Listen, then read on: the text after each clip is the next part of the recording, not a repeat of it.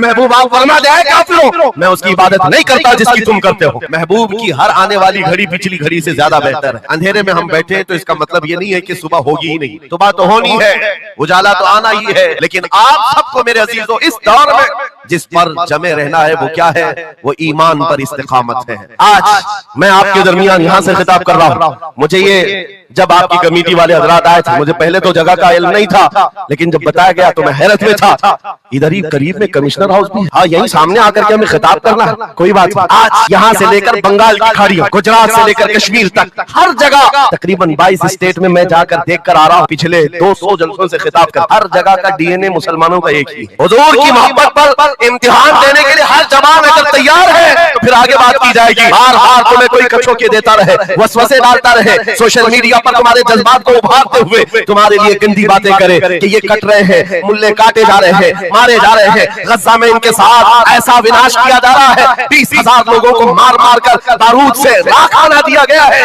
ये सारी बातें तुम्हारे पास लाते हैं तो कुछ जवान ये समझते हैं हम नरोस हो गए हैं, हम मायूस हो गए हैं, इनका जवाब क्या दे? सही बात तो है, शाम में भी काटे जाते हैं, इराक में भी मारे जाते हैं, अफगान में भी, बर्मा में भी, यमन में भी, हर जगह हमारी मौत है, हमारी मौत है। और इसको जालिम ये बता करके ये कहते हैं कि देखो अगर तुम सच्चे हो, तुम्हारा दीन सच्चा, तुम्हारा खुदा सच्चा, तो इतने मारे क्यों जाते हो? तुम ना उम्मीद और मायूस ना होना है। नौजवानों बात इतनी बात करना है नादान, तुझे पता नहीं हमारा मसला क्या है, तुझे पता नहीं हमारा मसला क्या है। हम जो है ना वो रसूलुल्लाह को शमा समझते हैं और जितने हैं ये परवाने हैं, और परवाना होता ही है मरने के लिए। सलाहुद्दीन की एक बात बहुत मशहूर थी, वो बड़े बड़े कैदियों को आजाद करने में मशहूर थे, बड़े बड़े जर्नलों को, सिपाहियों को आजाद करते थे। 1 लाख से ज्यादा सिपाहियों को आजाद किया जो जंग में कैदी होकर आए थे, बहुत सारे लोगों को आजाद किया। और इसको जब गिरफ्तार करके लाया गया और फिर सलाहुद्दीन अय्यूबी के पास पेश किया गया, पूछा सलाहुद्दीन ने क्या गुमान है तेरा मेरे मुताल्लिक? उसने कहा अब तक जो सुनता आया वही है कि आप रहमदिल हैं, खैरखा हैं और बहुत जल्दी आजाद करते हैं। सलाहुद्दीन ने कहा अब तुझे अगर आजाद किया तो अल्लाह का अजाब आएगा, अल्लाह का अजाब आएगा। और उसके बाद तलवार उठाई, उसकी गर्दन पर रखा।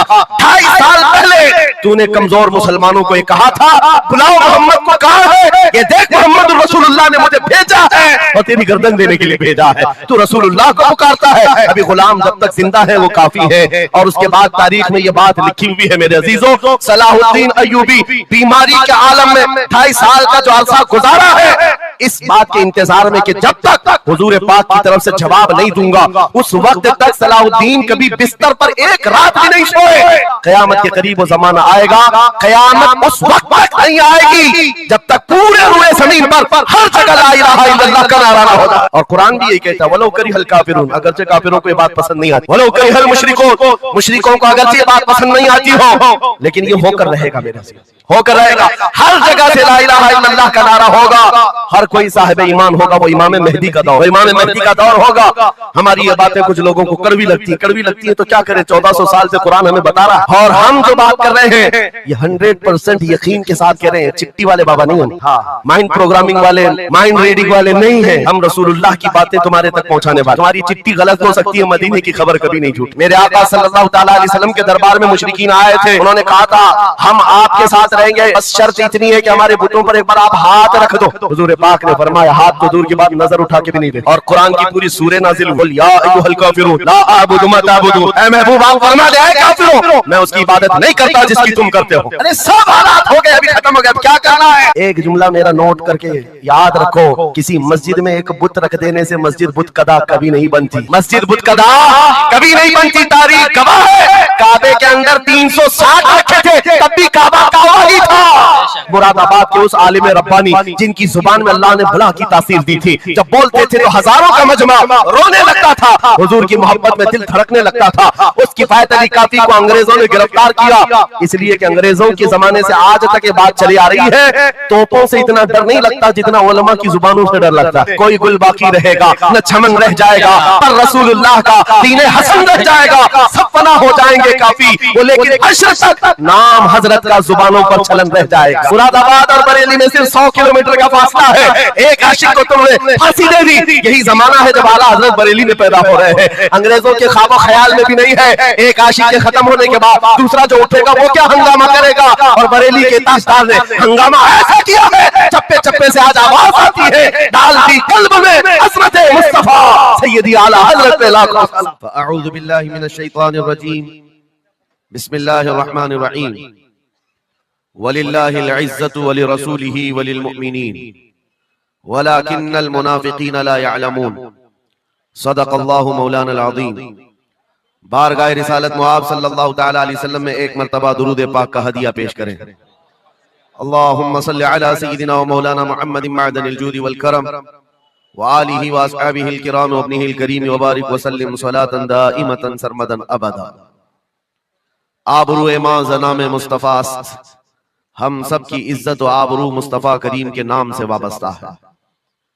और जिसको इमाम अहले सुन्नत फाजिल बरेलवी रहमतुल्लाह तआला अलैह यूं फरमाते हैं, अर्ज करते हैं, या रसूल अल्लाह, खल्क के हाकिम हो तुम, रिज़्क के कासिम हो तुम। खल्क के हाकिम हो तुम, रिज़्क के कासिम हो तुम। जो मिला तुमसे मिला, तुम पे करोड़ों दुरूद। हमारे पास जो कुछ भी है वो मुस्तफ़ा करीम सल्लल्लाहु तआला अलैहि वसल्लम से हमें दिया गया है। इसी को आला हज़रत यूं भी कहते हैं बारगाह मुस्तफ़ा करीम सल्लल्लाहु तआला अलैहि वसल्लम में, या रसूल अल्लाह, तुम हो हफीज़ो मुगीस, क्या है वो दुश्मन खबीस। तुम हो हफीज़ो मुगीस, क्या है वो दुश्मन खबीस। तुम हो तो फिर खौफ क्या, तुम पे करोड़ों दुरूद। यानी कुल असासा हमारे पास, कुल कायनात हमारे पास जो है ताजदार मदीना की जात है। इसीलिए मेरे अजीजों, फाजिल बरेलवी रहमतुल्लाह तआला अलैह ने जो फरमाया उसका कुल खुलासा यही है कि हमारे पास जो कुल कायनात है वो ताजदार मदीना की जात है। इसलिए ए सुन्नियों, आज हमारे पास से बहुत सारी चीजें छिन गई हैं, लूट ली गई हैं, खत्म हो गई हैं, लेकिन उसके बावजूद भी आपके लिए हुक्म यह है कि आपको निराश होकर, मायूस होकर जीने की कोई भी जरूरत नहीं, कभी जरूरत नहीं। अगरचे हमारा घर, हमारी छत और सब कुछ लुट जाए, तब भी हम फख्र के साथ इस जमीन पर जी सकते हैं। वजह क्या है? दुनिया के पास तख्त और ताज तो आ सकता है, लेकिन गुंबद खजरा की छांव हमारे पास। नबी पाक सल्लल्लाहु तआला अलैहि वसल्लम की जो निस्बत पाक है, ये तुम्हारे फख्र के लिए काफी है, तुम्हारी इज्जतों के लिए काफी है। एक मर्तबा ऐसा हुआ, बुखारी शरीफ की हदीस भी है कि रसूल पाक सल्लल्लाहु तआला अलैहि वसल्लम एक जंग से आने के बाद माल गनीमत जब तकसीम फरमा रहे थे, जो माल होता था वो मुजाहिदीन सहाबा के दरमियान बांटा जाता था। तो जंग में शरीक जो सहाबा थे उसमें मुहाजिरीन भी थे, अंसार भी थे। और आप जानते हैं मुहाजिरीन जो हिजरत करके आए हुए मक्का से, और अंसार जो मदीना तैयबा के रहने वाले। अब हुजूर पाक सल्लल्लाहु तआला अलैहि वसल्लम ने जब माल तकसीम फरमाया तो उसमें मुहाजिरीन को थोड़ा सा माल ज्यादा दे दिया, मुहाजिरीन को माल थोड़ा सा ज्यादा दे दिया गया और अंसार को माल थोड़ा सा कम दिया गया। ये बात फैलने लगी और जब हुजूर पाक सल्लल्लाहु तआला अलैहि वसल्लम की बारगाह में ये बात आई कि अंसार के दरमियान ये बात चल रही है कि अल्लाह के नबी सल्लल्लाहु तआला अलैहि वसल्लम ने मुहाजिरीन को थोड़ा सा माल ज्यादा दे दिया है, मुहाजिरीन को थोड़ा सा माल ज्यादा दे दिया है, अपने गांव वालों को ज्यादा माल दे दिया है। तो ये बात जब फैली तो हुजूर पाक सल्लल्लाहु अलैहि वसल्लम ने अंसार कबीले के सरदार साद इब्ने मुआज को बुलाया और पूछा, क्या तुम्हारे कबीले में ये बात चल रही है? उन्होंने कहा, हाँ या रसूल अल्लाह, अंसार के दिलों में ये बात आई है कि आपने माल मुहाजिरीन को थोड़ा ज्यादा दिया है। हुजूर ने फरमाया, बुलाओ सारे अंसार। एक जगह बुलाया और उस पर जब सारे अंसार जमा हुए तो पूछा हुजूर ने, क्या तुम्हारे दिलों में ऐसी बात है कि मैंने माल मुहाजिरीन को थोड़ा ज्यादा दे दिया? सबों ने कहा, हाँ आका, हमारे दिल में ये बात चल रही है, माल के लिए बात थी। नबी पाक सल्लल्लाहु अलैहि वसल्लम ने ऐसी तकरीर फरमाई थी, ऐसा खुतबा दिया था, अंसार की आंखें भीग गईं। सहाबा कहते हैं हमारी दाढ़ियों से आंसू गिर रहे थे। अल्लाह के नबी सल्लल्लाहु अलैहि वसल्लम ने फरमाया, तवील हदीस है, आखिरी जुमला मैं कह रहा हूं जो मेरे लिए उन्वान से रिलेटेड है, मेरे गुफ्तगू से रिलेटेड जो बात है वो अर्ज कर रहा हूं। नबी पाक सल्लल्लाहु अलैहि वसल्लम ने फरमाया, ऐ अंसार, ये बात सही है कि मैंने थोड़ा माल मुहाजिरीन को ज्यादा दिया है, लेकिन क्या तुम इस बात से राजी नहीं हो? क्या इस बात से तुम मुतमईन नहीं हो कि लोग सारी दुनिया ले जाएं और जिसके पास दुनिया ना हो वो मोहम्मदुर रसूलुल्लाह को ले जाए? नबी करीम सल्लल्लाहु ताला अलैहि वसल्लम की निस्बत पाक है, इसीलिए आपको हालात के एतबार से कभी कोई ऐसा डिग्रेड करता हो और तुम्हें ऐसा सिखाता हो कि अब तो तुम्हारा फ्यूचर ही नहीं है, तब उससे कहो कुरान कहता है वलल आखिरतु खैरुल लक मिनल ऊला। रब फरमाता है महबूब की हर आने वाली घड़ी पिछली घड़ी से ज्यादा बेहतर है। आएगा, अच्छा वक्त भी आएगा। अंधेरे में हम बैठे तो इसका मतलब ये नहीं है कि सुबह होगी ही नहीं, सुबह तो होनी है, उजाला तो आना ही है, लेकिन आप सबको मेरे अजीजों इस दौर में जिस पर जमे रहना है वो क्या है? वो ईमान पर इस्तिकामत है। अपने दीन का सौदा होने नहीं देना, हुजूर पाक की मोहब्बत में कोई कमी आने न देना। मैं तो कहता हूँ उस खच्चर से ज्यादा गैरतमंद कौन हो सकता है जो मदीने तैयबा का है। गधा जिसको आप कह सकते हो या घोड़ा जिसको कह सकते हो, इन दोनों के बीच में एक नस्ल होती है खच्चर की। खच्चर हुजूर पाक सल्लल्लाहु ताला अलैहि वसल्लम के पास एक खच्चर तोहफे में लाया गया था खैबर की जंग में। हुजूर पाक ने कबूल किया। यहूदियों का इलाका है खैबर, वहां हुजूर पाक सल्लल्लाहु अलैहि वसल्लम की बारगाह में जब ये हदियतन आया, और वो हदिया जिस पर हुजूर ने सवारी की, जिंदगी भर मेरे आका सल्लल्लाहु अलैहि वसल्लम जिस खच्चर पर सवारी करते रहे, ये तोहफे में आया था। जानते हो जिस वक्त ये खच्चर हुजूर की बारगाह में हदियतन पेश किया गया, नबी पाक सल्लल्लाहु ताला अलैहि वसल्लम से वो अपना सर हिला हिला करके बात कर रहा था और हुजूर मुस्कुरा रहे थे। साहबा ने पूछा आका ये क्या कह रहा है? सुनो तवज्जो, हम उम्मत हैं और हुजूर पाक सल्लल्लाहु ताला अलैहि वसल्लम से मोहब्बत करने की बात करते, अशरफुल मखलूकात जानवर नहीं, लेकिन एक जानवर नबी पाक सल्लल्लाहु अलैहि वसल्लम के दरबार में क्या कह रहा है? हुजूर फरमाते हैं ये खच्चर मुझसे कह रहा है आका अब तक मैं एक यहूदी की मिल्कियत में था, मेरा मालिक यहूदी था और उसी के घर में रहता था, वो मुझसे सामान लदवाता था इधर से उधर, लेकिन या रसूल अल्लाह सल्लल्लाहु अलैहि वसल्लम जब कभी वो मेरी पीठ पर बैठना चाहता मैं गिरा देता, मैं बैठने नहीं देता था। खच्चर कह रहा है यहूदी मेरा मालिक था, लेकिन जब भी वो बैठने की कोशिश करता मेरी पीठ पर मैं उसे गिरा देता। हुजूर फरमाते हैं उससे पूछा ऐसा तू क्यों करता था, ऐसा तू क्यों करता था? सुनो मेरे अजीजों, खच्चर कहता था मैं उन खच्चरों की नस्ल में हूं कि मेरे बाप दादाओं की पीठ पर अल्लाह के नबी सवारी किया करते थे, बनी इस्राइल के अंबिया सवारी करते थे और उनकी नस्ल का मैं आखिरी खच्चर हूं और सिलसिले अंबिया में आप आखिरी नबी हैं। मुझे मेरी माँ ने ये कहा था कि अपनी पीठ संभाल कर रखना, इस पर ताजदार अंबिया सवारी करे। सुभान अल्लाह, सुभान अल्लाह। खच्चरों को इतना इल्म है, इन कादियानी गधों को इल्म नहीं। खच्चर का अकीदा है कि अल्लाह के नबी आखिरी नबी है, आखिरी रसूल है।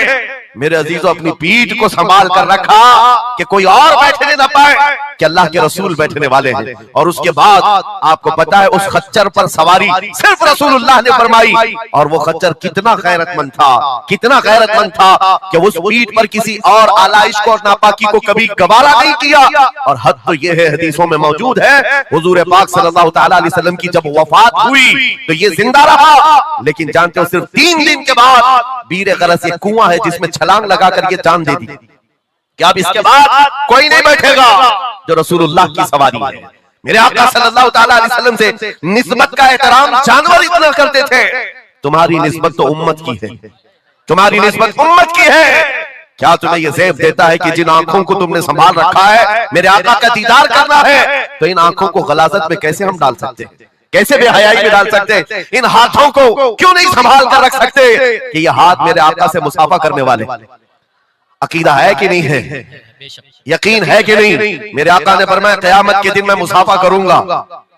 हुजूर पाक सल्लल्लाहु ताला अलैहि वसल्लम से जब मुसाफा करने की तमन्ना है तो फिर इस हाथ की कितनी हिफाजत होनी चाहिए। वो खच्चर अपनी पीठ पर किसी और गैर को बर्दाश्त नहीं किया, सिर्फ इसलिए कि ये पीठ मैंने संभाल रखी है अल्लाह के रसूल के लिए।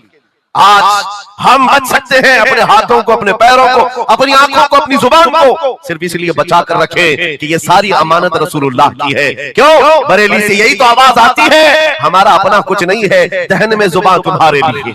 या रसूल अल्लाह बदन में है जान, और हम आए यहाँ और उठे भी वहां। जब रसूलुल्लाह के लिए जीना है तो मेरे अजीजों हमें हर शय की हिफाजत। हज़रत उमर फारूक का दौर है, एक शख्स मदीने तैयबा में कर्जा लिया था किसी से और कर्ज चुका नहीं पा रहा था, और वो भी सहाबी है जिनसे कर्जा लिया है, उन्होंने आकर के मुकदमा कर दिया हजरत उमर के पास। तवज्जो से, हजरत उमर ने उस कर्जदार को बुलाया, कर्ज जिसके ऊपर था, बुलाया, कहा कि इनका कर्जा क्यों नहीं अदा करता? कहा मेरे पास कुछ चीज है नहीं, अदा कर दूंगा, मुझे मोहलत चाहिए, टाइम चाहिए। कहा कितना टाइम? बस 2 दिन का वक्त दे दें, मैं जाऊंगा अपने वतन और आकर के मदीने में इनका कर्जा अदा कर दूंगा। लेकिन अब वो पकड़ा गया हुआ आदमी है, इसको छोड़े तो किसकी जमानत पर छोड़े? जाहिर सी बात है, कोर्ट में जब तुम्हारी गिरफ्तारी हो जाए, कचहरी में, कोर्ट में हाजिरी होती है, तो कोई ना कोई जामिन होता है जिसकी जमानत पर तुम्हें बेल दी जाती है। हजरत उमर ने पूछा, कोई तुम्हारा जमानत लेने वाला है यहाँ मदीने में? कहा या रसूल अल्लाह, हजरत उमर से, या अमीर अल मोमिनीन, यहाँ पर कोई मेरा ऐसा है नहीं जो जमानत ले सकता है, क्योंकि मैं नया हूं, जमानत कोई लेने वाला है नहीं। कहा फिर कैसे जाएगा, बेल कैसे दी जाएगी? भरे मजमे में से एक सहाबी हजरत अबू दरदा खड़े होते हैं, कहते हैं अमीरुल मोमिनीन, मैं इसकी जमानत लेता हूं, मैं इसकी जमानत लेता हूं। हजरत उमर फारूक ने कहा, अगर ये बंदा 2 दिन के बाद नहीं लौटा तो तुम्हें जेल में रखा जाएगा। जामीन के साथ यही होता है ना। तो उन्होंने कहा मुझे तस्लीम है। हजरत उमर के पास उन्होंने कबूल कर लिया और वो बंदा चला गया। 3 लोग हैं यहाँ पर, एक कर्ज दिया हुआ आदमी, एक कर्ज लिया हुआ और एक जमानत दिया हुआ। ये तीनों लोग अदालत से रिलेटेड हैं। अभी 2 दिन गुजर गए, हजरत उमर इंतजार कर रहे थे। शाम करीब आ गई, अदालत लगी हुई थी। आपने पूछा कि फलां जो कर्जदार था आया? लोगों ने कहा अभी नहीं आया। कहा बुलाओ अबू दरदा को जिन्होंने जमानत दी थी। बुलाया गया, कहा तुम्हारी गिरफ्तारी हो सकती है, तुमने जिसकी जमानत ली थी वो नहीं आया। हजरत अबू दरदा कहते मेरा यकीन है वो आएगा, मेरा यकीन है वो आएगा। मगरिब होने से पहले पहले वो बंदा देहात का रहने वाला दौड़ता हुआ आ गया, कर्जा वापस लेकर के आया। हजरत उमर के पास जब उसने रखा कि ये मेरे कर्ज की वापस मैं अमानत लेकर के आया हूं, बुलाएं उस सहाबी को जिनका कर्जा मैंने लिया था। वो सहाबी आए, कहा कि 2 दिन का ये वक्त लिया था और वापस लाकर तुम्हारा कर्जा दे दिया है। उस सहाबी ने कहा अमीरुल मोमिनीन, मैं माफ करता हूं, मुझे नहीं चाहिए कर्ज, वापस नहीं चाहिए। अजीब मामला। कहा मैं माफ करता हूं। अब सुनो, हर एक से हजरत उमर ने पूछा, उस देहाती शख्स से पूछा, तीनों की जो बात है वो सबसे ज्यादा इंपॉर्टेंट है आज हमारे लिए। उस कर्जदार से पूछा, तू भाग गया था, अपने घर गया था और यहाँ मदीने में कोई तुझे पहचानता नहीं था, गया था तो वापस वहीं से वहीं चला जाता कहीं तो तुझे ढूंढना मुश्किल होता। क्या बात है कि तू वापस लौट करके आया इस कर्जे को अदा करने के लिए? वो गरीब इंसान कहता है अमीरुल मोमिनीन, चाहता तो मेरे पास रास्ते थे, उधर से उधर भाग जाता। मुसलमानों सुनो, जो लोग धोखाधड़ी करते हैं और लोगों के पैसे गबन करके खा करके बैठे रहते हैं, वो एक सहाबी है, गरीब है, कहते हैं अमीरुल मोमिनीन, मैं चाहता तो उधर से भागकर चला जाता, लेकिन दिल में ये ख्याल आया कि अगर मैं चला गया तो बाद में दुनिया ये ना कहे कि मोहम्मद अरबी के गुलाम गद्दार होते हैं, कहीं दुनिया ये ना कहे कि मोहम्मद अरबी के गुलाम धोखेबाज होते हैं। मेरे अमल से मेरे नबी की बारगाह में कोई उंगली ना उठाए, इसलिए मैं वापस आ गया। दूसरे वो सहाबी को हजरत उमर ने पूछा जिन्होंने जमानत दी थी, अबू दरदा, तुम तो इसको पहचानते भी नहीं थे, तुमने जमानत क्यों दे दी? क्या यकीन था तुम्हारा कि आएगा? हजरत अबू दरदा कहते हैं डर तो सबको था, अजनबी को कौन जमानत देता है, लेकिन या अमीर अल मोमिनीन, बात इतनी थी पूरे मजमे में सन्नाटा था, एक अजनबी के लिए जमानत देने वाला कोई नहीं था। मैं सिर्फ इसलिए खड़ा हो गया कि कल को दुनिया ये न कहे मोहम्मद अरबी के गुलामों में मदद करने का जज्बा खत्म हो गया, कोई हुजूर के बारे में यह ना कह दे कि इनके गुलामों में रवादारी खत्म हो गई है, लोगों की मदद करने का जज्बा खत्म हो गया। हजरत उमर ने उस सहाबी से पूछा जिन्होंने कर्जा छोड़ दिया, माफ कर दिया, कहा तुम्हारी वजह से तो मुकद्दमा हुआ था, जब वो कर्ज लेकर वापस आया है तुमने माफ क्यों कर दिया? उस सहाबी ने भी कहा या अमीर अल मोमिनीन, चाहता तो मैं ये रकम लेकर चला जाता, लेकिन मैंने भी दिल में ये सोचा कि कल को दुनिया ये न कहे मोहम्मद अरबी के गुलामों में माफ करने का जज्बा भी खत्म हो गया है। तीनों का अमल हुजूर से रिलेटेड है, तीनों का अमल नबी पाक सल्लल्लाहु ताला अलैहि वसल्लम से ताल्लुक रखता है। सुन्नियों, क्या आज हमारे हर अमल के साथ हमें ये नहीं सोचना चाहिए दुकान में बैठकर हो सकता है तुम 1 रुपया ज्यादा किसी को डाल दो, 1 रुपये से तुम्हारा कुछ होता नहीं, लेकिन साथ सामने आए हुए आदमी का ईमान बिगड़ न जाए, कहीं तुम्हारा चेहरा, तुम्हारी दाढ़ी, तुम्हारी टोपी, तुम्हारे नाम से वो दिल में ये नफरत ना पाल ले कि मोहम्मद अरबी के गुलाम झूठे होते हैं, नाउज़ बिल्लाह। तुम्हारे अमल से नबी पाक सल्लल्लाहु ताला अलैहि वसल्लम की तरफ उंगलियां उठाई जा सकती, इसलिए होना भी तो इंग्लैंड की बात है, माजी करीब की बात है। बस में एक कंडक्टर ने एक नौजवान को ½ पाउंड जो पेनी होती है वहां पर आधा पाउंड ज्यादा दे दिया था, टिकट पैसे लेकर के वापस जो चेंज देना था आधा पाउंड ज्यादा दे दिया था। वो नौजवान ने ले लिया, रख लिया, कहा इसको क्यों लौटाऊं, इसको क्यों लौटाऊं। लेकर बैठा रहा, 1 घंटे का सफर था। दिल में 2-3 मरतबा ख्याल आया, ½ पाउंड लेकर करूं भी क्या, इसको दे देता हूं। फिर दिल में ख्याल आया, इसको देकर क्या करूं इस काफिर को। बाद में इसी कश्मकश में बात ऐसी आई कि वो नौजवान कहता है, बस से उतरने से पहले मैंने वो ½ पाउंड कंडक्टर को दे दिया। कहा आपने 1 घंटा पहले मेरा टिकट निकाला था, उसमें ये ½ पाउंड आपने ज्यादा मुझे लौटाया था, ये ले लीजिए आपकी। वो कंडक्टर कहता है, ये गलती से ½ पाउंड ज्यादा नहीं गए थे, मुसलसल कई सालों से मैं इस्लाम को पढ़ रहा हूं, मोहम्मद अरबी सल्लल्लाहु अलैहि वसल्लम की सीरत पढ़ रहा हूं। नबी पाक सल्लल्लाहु अलैहि वसल्लम की सीरत का सबसे अहम चैप्टर मैंने ये पढ़ा था कि वो सबसे ज्यादा अमानतदार थे। मैंने आज ये तय किया था, किसी मुसलमान को मैं देखूं कि वो 1400 साल पहले वाली अमानत अब भी बाकी है या नहीं। तूने ½ पाउंड लौटा करके मेरे ईमान को मजबूत कर दिया, अब मैं इस्लाम में दाखिल होता हूं। सुभान अल्लाह। नारे तकबीर, नारे रिसालत, अज़मते रसूल। तुम्हारा छोटा सा अमल, वो नौजवान कहता है, ½ पाउंड में मेरा इस्लाम बेच भी सकता था और लौटा दिया है तो किसी बंदे के हुजूर की गुलामी में दाखिल होने का सबब भी बन गया। इसलिए अजीज़ान गिरामी औकात, हमारा हर अमल बड़ा जिम्मेदार है, हमारा हर अमल बड़ा जिम्मेदार है। सिर्फ आज के दौर में आपको एहसास में ये दिलाना चाहता हूं कि कुरान तुम्हारे मुतालिक कहता है, कुंतुम खैर उम्मतिन, तुम सबसे बेहतरीन उम्मत हो, सबसे बेहतरीन उम्मत हो जो इंसानों में निकाले गए हो। मुझे बताओ, अल्लाह की सर्टिफिकेट के बाद किसी कीड़े मकोड़े की सर्टिफिकेट की जरूरत होगी आपको? दुनिया आतंकवाद कहे, दहशतगर्द कहे, टेररिस्ट कहे, 1000 बार कहे, हमारी पेशानी पर चिपका के घुमाए, हमें फर्क नहीं पड़ता। मेरा मौला फरमा रहा है, तुम खैर उम्मत हो, तुम खैर उम्मत हो और खैर उम्मत रहेंगे, क्योंकि जिसने हमें पैदा किया वो खुद फरमा रहा है। और एक बात, छुप छुप करके जीने की भी जरूरत नहीं। नाम मुसलमान है तो ऐलान मुसलमान। कोई जुर्म तो नहीं किया ना इस्लाम में आकर के, या इस्लाम पर चल करके कोई जुर्म है। और ये नाम छुपाने की जरूरत इसलिए नहीं कि अल्लाह ताला कुरान में फरमाता है, हुवा सम्माकुमुल मुस्लिमीन, वो अल्लाह है जिसने तुम्हारा नाम मुसलमान रखा है, जो खालिक कायनात है। फख्र करने की 1-2 चीजें नहीं, हजारों चीजें तुम्हारे पास।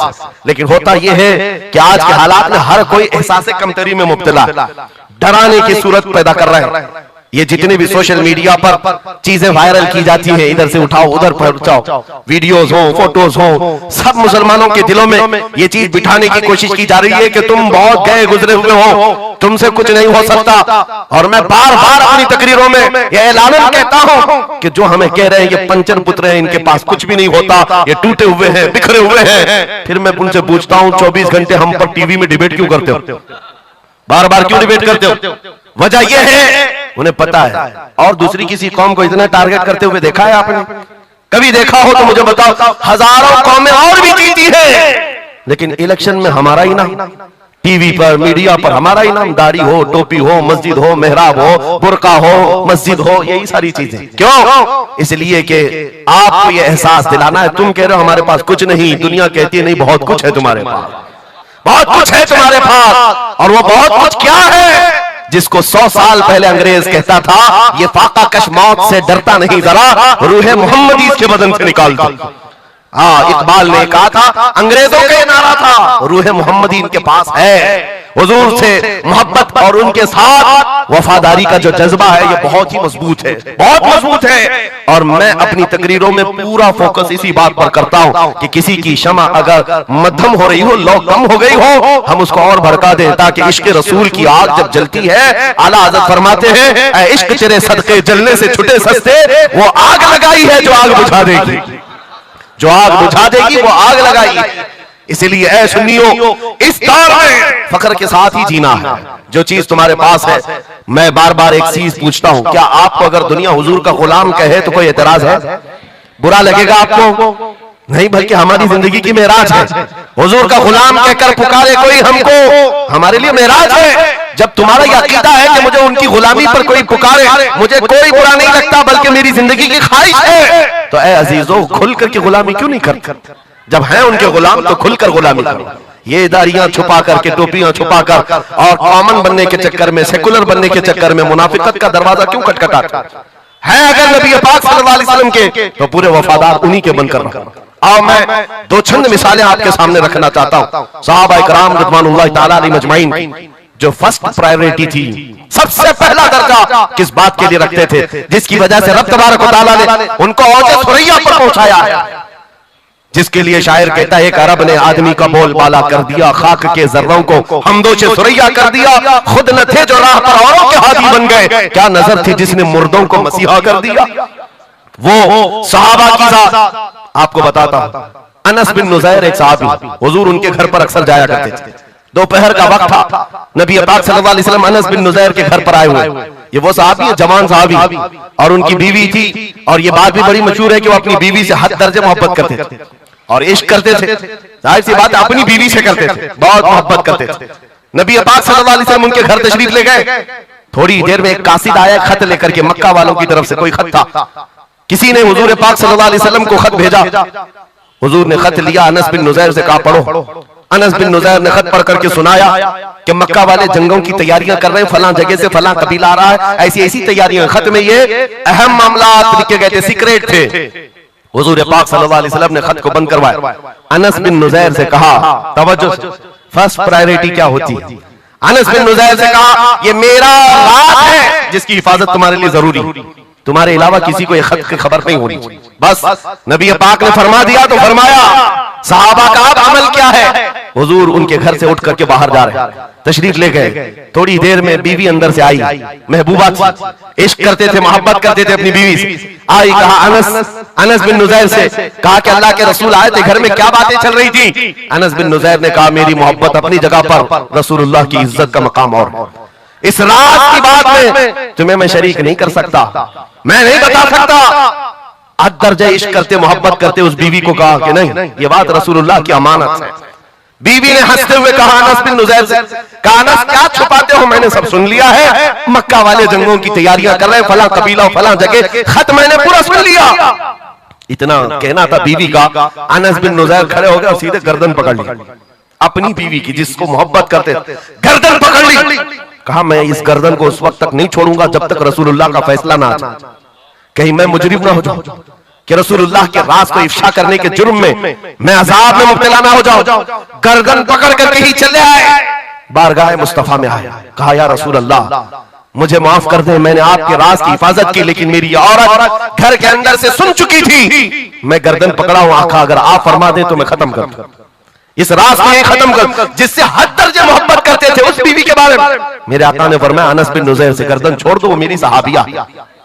जैसे राज तुम्हारे पास महफूज है, वैसे ही राज उसके पास भी महफूज है। तब उन्होंने गर्दन हटा दी और अपनी बीवी से कहा, जो कुछ भी मैंने किया है इसका बुरा ना मानना, तुझसे जो इश्क मोहब्बत है वो और है, रसूलुल्लाह से जो अजमत और उनकी इज्जत जो मेरे दिल में है वो और है। इन दोनों के दरमियान कोई कंपैरिजन नहीं है, कोई मुआवजा नहीं हो सकता। नबी पाक सल्लल्लाहु तआला अलैहि वसल्लम के सिलसिले में जो फर्स्ट प्रायोरिटी थी सहाबा की, इसी के मुताल्लिक कुरान कहता है अल्लाह ही के लिए इज्जत है, रसूल के लिए इज्जत है और इन मोमिनीन के लिए इज्जत है जिन्होंने फर्स्ट प्रायोरिटी दी है।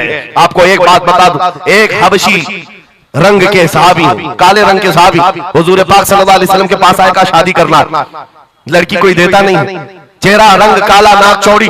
नबी पाक सल्लल्लाहु अलैहि वसल्लम ने फरमाया मैं तेरी शादी कराता हूं। अंसार सहाबा में से एक सहाबी के घर भेजा इनको पैगाम दे करके, और उनकी बेटी मदीने की सबसे खूबसूरत औरत, सबसे खूबसूरत लड़की है, और इस काले रंग के सहाबी से कहा जा उस घर पर, ये इम्तिहान के दौर है मेरे अजीज, इम्तिहान के दौर है। हुजूर ने फरमाया जाकर कहना कि मैंने भेजा है तुम्हारी बेटी से निकाह के लिए। ये काले रंग के सहाबी से आए, उस सहाबी के घर अंसारी के मियां बीवी बैठे हुए थे, बेटी अंदर थी। इनको आते ही पूछा कि क्या बात है, किस लिए आए? कहा सुना है आपके घर में जवान बेटी है, मैं निकाह का पैगाम लेकर आया। सादी सी बात, सीधी सी बात। उन्होंने ऊपर से नीचे देखा, उनकी लड़की, उनकी बेटी मदीने की हसीन तरीन खूबसूरत लड़की है और निकाह का पैगाम लेकर के आने वाला हबशी रंग का है। उन्होंने ऊपर से नीचे देखा और उसके बाद कहा जाओ हम बाद में बताते हैं। बस इतनी सी बात, मना नहीं किया, कहा जाओ हम बाद में बताते हैं। हुजूर पाक सल्लल्लाहु अलैहि वसल्लम की बारगाह में आएंगे, अपनी बेटी से पूछ लेंगे, आएंगे तुम्हारे पास। उस काले रंग के सहाबी के लिए कोई ताज्जुब की बात नहीं थी। वो कहते रोज रिजेक्ट होता था, यहां से भी हो गया। वापस चल पड़े हुजूर के दरबार में। तवज्जो मेरे अजीज, अंदर बैठी हुई वो दुशीजा, वो खातून, वो बेटी अंसार सहाबा की बाहर आई। पूछा बाबा कौन आया था?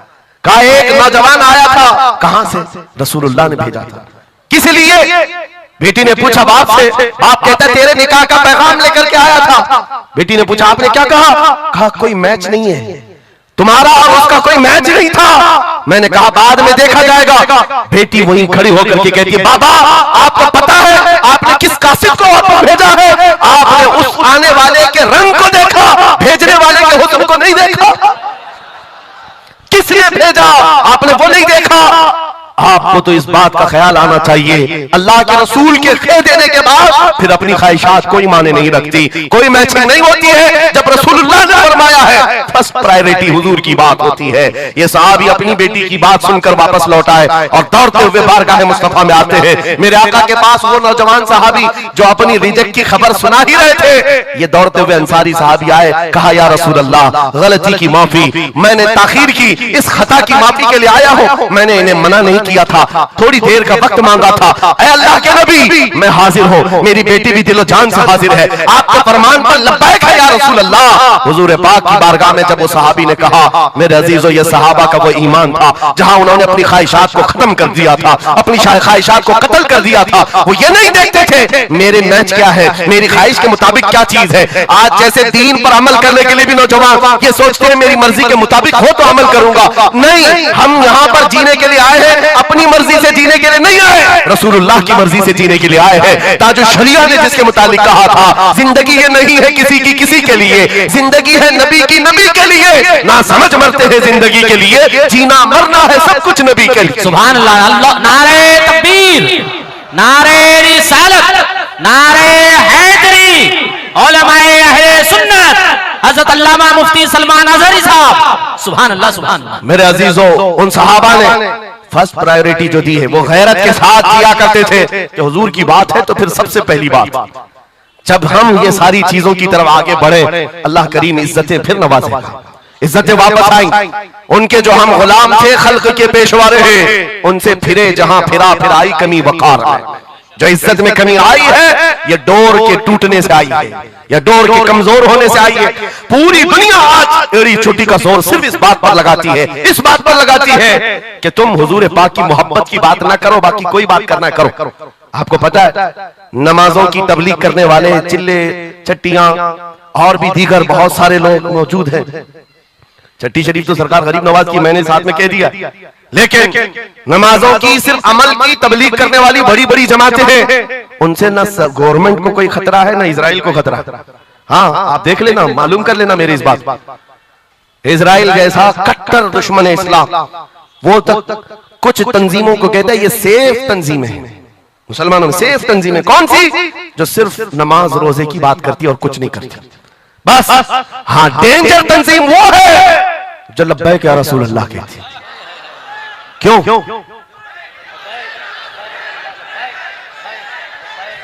ये नारे से किस बात का डर है, किस बात का? दुनिया आज ये कह रही हुजूर पाक सल्लल्लाहु अलैहि वसल्लम की तरफ दोबारा पलट आने वाला, उनको पता है मेरे अजीजों, नमाज नमाज, रोजा रोजा, हज हज, ज़कात ज़कात, ये अमाल ठीक है, हम इसके मुनकिर नहीं है, हम भी अमल करेंगे। लेकिन जो कौम हुजूर की मोहब्बत की बात करती है, दुनिया को इस बात का खौफ है कि इन जमातों को अगर ये मोहब्बत वापस मिल गई तो फिर ये आम जवान नहीं रह जाता, फिर इनमें कोई खालिद बिन वलीद खड़ा हो जाता है, फिर इनके दरमियान सलाहुद्दीन अय्यूबी आ जाता है। हाँ जो अच्छे खासे लोगों की नींद को हराम कर रखता है। दुनिया को पता है सलाहुद्दीन का नाम आज यूरोप में सलाहुद्दीन डे मनाया जा रहा है, सलाहुद्दीन डे मनाया जा रहा है। क्यों मेरे अजीजों? सिर्फ एक जर्नल नहीं था, एक जंगजू नहीं था, एक सिपाही सालार नहीं था, बहुत बड़ा आशिक रसूल था। बेशक बेशक बहुत बड़ा आशिक रसूल, ऐसा कि एक मरतबा बुर्निस नाम का एक ईसाई सिपाही सालार था, उसने मुसलमानों के काफिले को गिरफ्तार किया और उनको मारा पीटा, उनका माल लूटा। और जब जब मारता था तो क्या कहता था बुर्निस, सुनो बहुत सारे ऐसे जो गीदड़ जत्थे में आकर हमला करते, वो बुर्निस उसी किस्म का आदमी था। मॉब लिंचिंग किया मुसलमानों की मुल्क शाम में, और मारते मारते एक जुमला कहता था, कहां है मोहम्मद, बुलाओ बचाने के लिए। हुजूर पाक की तरफ ताना देते हुए बार बार मारता था। यह खबर सलाहुद्दीन को पहुंच गई। सलाहुद्दीन के पास आकर लोगों ने बताया कि मुसलमानों के काफिले को लूटा गया, मारा गया। लूट मार तो हर जगह चलती थी, लेकिन मारने वाला बार बार कह रहा था, बोला मोहम्मद को।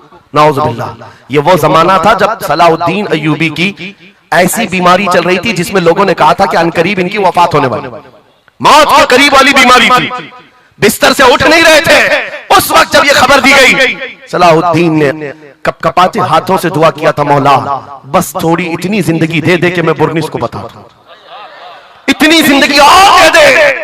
और उसके बाद 2.5 साल का अरसा गुजरा, बिस्तर से उठे, शहीद भी हुए, वाक़ा हुआ, फौजें इधर से उधर फैलाई, और फिर आपको पता है तारीख में मौजूद है वो वक्त आ ही गया, बुर्निस गिरफ्तार हुआ, सलाहुद्दीन अय्यूबी की फौज के नरगे में आ ही गया। क्योंकि तारीख बताती है बकरे की अम्मा कब तक खैर मनाएगी, एक दिन तो बकरीद आती ही है। सलाहुद्दीन के बाद जब वो कैदी गिरफ्तार होकर आया, सलाहुद्दीन की एक बात बहुत मशहूर थी, वो बड़े बड़े कैदियों को आजाद करने में मशहूर थे, बड़े बड़े जर्नलों को, सिपाहियों को आजाद करते थे। 1 लाख से ज्यादा सिपाहियों को आजाद किया जो जंग में कैदी होकर आए थे, बहुत सारे लोगों को आजाद किया। बुर्निस को जब गिरफ्तार करके लाया गया और फिर सलाहुद्दीन अय्यूबी के पास पेश किया गया, पूछा सलाहुद्दीन ने, क्या गुमान है तेरा मेरे मुताल्लिक? उसने कहा अब तक जो सुनता आया वही है कि आप रहमदिल हैं, खैरख्वाह हैं और बहुत जल्दी आजाद करते हैं। सलाहुद्दीन ने कहा अब तुझे अगर आजाद किया तो अल्लाह का अजाब आ जाएगा, अल्लाह का अज़ाब आएगा। और उसके बाद तलवार उठाई, उसकी गर्दन पर रखा। 2.5 साल पहले तूने कमजोर मुसलमानों को ये कहा था बुलाओ मोहम्मद को, कहा है ये देख मोहम्मद रसूलुल्लाह ने मुझे भेजा है और तेरी गर्दन देने के लिए भेजा है, तू रसूलुल्लाह को पुकारता है, अभी गुलाम जब तक जिंदा है वो काफी है। और उसके बाद तारीख में ये बात लिखी हुई है मेरे अजीजों, सलाहुद्दीन अय्यूबी बीमारी के आलम में 2.5 साल का जो अरसा गुजारा है, इस बात के इंतजार में कि जब तक हुजूर पाक की तरफ से जवाब नहीं दूंगा उस वक्त तक सलाहुद्दीन कभी बिस्तर पर एक रात भी नहीं सोए, खुली जमीन पर सोते थे और कभी पैर फैलाकर नहीं सोया, कभी पैर फैलाकर नहीं सोया। जब नबी पाक की शान में कोई कुत्ता भौंक रहा हो, सलाहुद्दीन को यह ज़ेब नहीं देता कि वो बिस्तर पर पैर फैलाकर सो सके। ये इश्क था, ये इश्क था जिसकी बुनियाद पर वो 12,000 का लश्कर लेकर एक बार उतरा था और 4 लाख की फौज को खदेड़ कर रख दिया था।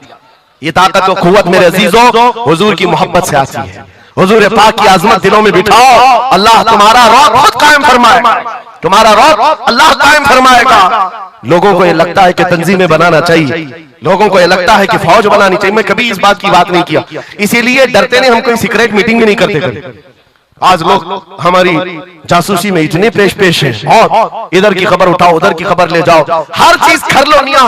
हम छुप करके कोई बात करें तो तुम्हारे पास लगे हम जो बात करते हैं खुले। जब हुजूर पाक का दीदार किया और पढ़ा था तो उनका कसीदा पढ़ते हैं तो झूमने लगते हैं। मुख चंद बदर शाशानी है, माथे चमके लख नूरानी है, काली जुल्फ ते अख मस्तानी है, मखमूर अखे हिन मद भरिया, उस सूरत नू मैं जान अखा की जान जहां अखा, सच अखा रब दी शान अखा, उस शान तो शाना सब नबिया। सुभान अल्लाह मा अजमलका मा अकमलका मा अहसनका, कितने मेहर अली कितनी तेरी सना, गुस्ताख आंखें कितनी जारिया। और इसी की तर्जुमानी बरेली के इमाम ने किया था कि वो कमाल हुस्न हुजूर है कि गुमान नक्श जहां नहीं, यही फूल खार से दूर है, यही शम्मा है कि धुआं नहीं। सुभान अल्लाह, नारे तकबीर, नारे रिसालत, नारे हैदरी। मेरे अजीजों, इज्जत रसूलुल्लाह के कदमों से वाबस्ता है, ये मैं आपको बता रहा हूं। ये तो दुनिया की बात है, ये दुनिया की बात। आज मैं आपके दरमियान यहां से खिताब कर रहा हूं। मुझे ये जब आपकी कमेटी वाले हजरात आए थे, मुझे पहले तो जगह का इल्म नहीं था, लेकिन जब बताया गया तो मैं हैरत में था। इधर ही करीब में कमिश्नर हाउस भी है, हाँ यही सामने आकर के हमें खिताब करना है, कोई बात नहीं। आज यहां से लेकर बंगाल की खाड़ियों, गुजरात से लेकर कश्मीर तक, हर जगह तकरीबन 22 स्टेट में मैं जाकर देख कर आ रहा हूं पिछले 200 जलसों से खिताब कर। हर जगह का डीएनए मुसलमानों का एक ही है। हुजूर का नाम लो, हुजूर का नाम लो तो फिर ये इनके अंदर जो हलचल है, ये मोहब्बत है, ये बेदार होती है। अजीजा ने गिरामी वक़ात, ये डीएनए पूरी जगह का एक ही है, हुजूर की बात। इसीलिए मैं कहता हूं मुझे दुनिया आज पहचानती है तो इसलिए नहीं कि किसी सियासी पार्टी का नेता है, इसलिए पहचानती है कि हुजूर की इज्जत पर बात आए तो जवाब देता है। जब तक दिखे न थे तो कोई पूछता न था, या रसूल अल्लाह तुमने खरीद कर हमें अनमोल कर दिया।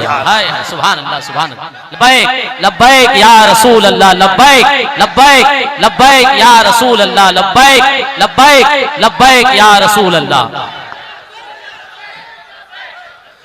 इसी के साथ कुछ तुम्हारी इस्तिकामत के लिए मैं बातें बता दूं। इस्तिकामत के लिए देखो मुसीबतें आई हैं, हुजूर की मोहब्बत की बात करना इतना आसान नहीं है कि तुम्हें रोज हलवा पराठा ही मिलते रहे। और खा करके आराम करते रहो। फिर तुम्हें बिलाल हबशी को भी याद रखना होगा, खब्बाब इब्न लारत को भी याद रखना होगा, ज़ैद बिन दसना, खुबैब इब्न अदी को याद रखना होगा। ये वो सहाबा हैं जिन्होंने हुजूर की मोहब्बत में सिर्फ जख्म नहीं खाए हैं, आग भी बर्दाश्त की है और इनकी पूरी चमड़ियां गला दी गई थी, उसके बावजूद वो जमे रहे, इस्तेकामत के उस मैदान पर डटे रहे। आपको पता है जब बिलाल हबशी मदीने में थे, हजरत उमर फारूक रज़ियल्लाहु ताला अन्हु उनको बुलाते थे तो क्या कहकर, या सैयदुना बिलाल, ऐ हमारे आका बिलाल आइए, जो अमीरुल मोमिनीन है वक्त के, और वो बिलाल हबशी को आका कहकर पुकारते। हजरत बिलाल कहते, सरकार मैं गुलाम आदमी, अमीरुल मोमिनीन मैं गुलाम आदमी, हबशी आदमी, आप जब आका कहते हैं तो मुझे शर्म आती है, आप क्यों कहते हैं? सैयदना उमर फारूक कहते, आप करीब आइए, अपना जुब्बा उठाइए। जब वो जुब्बा उठाते, उनकी पीठ पर उमर फारूक बोसे लेते और कहते, जो जख्म तुमने रसूलुल्लाह की मोहब्बत में खाए हैं वो दुनिया ने नहीं खाए हैं, वो हमने नहीं देखे हैं। इसीलिए मेरे अजीजों, हुजूर पाक की मोहब्बत के बाद फिर इस्तिकामत का इम्तिहान भी होगा। आज जो जगह जगह हालात पैदा हो रहे हैं, इम्तिहान की घड़ी आ गई है। अगर तैयार हो तो फिर मैं आगे बात करूं।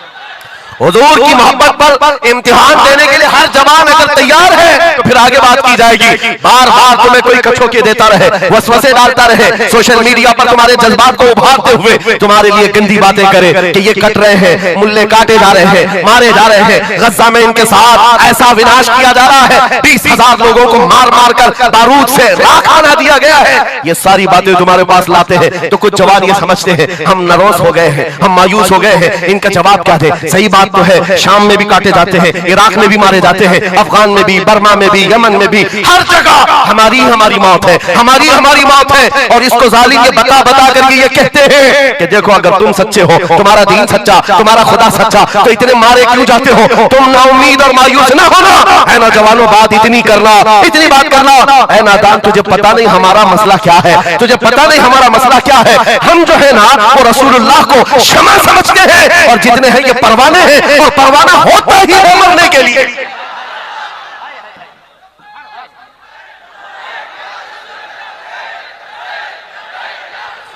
परवाने को देखा है आपने?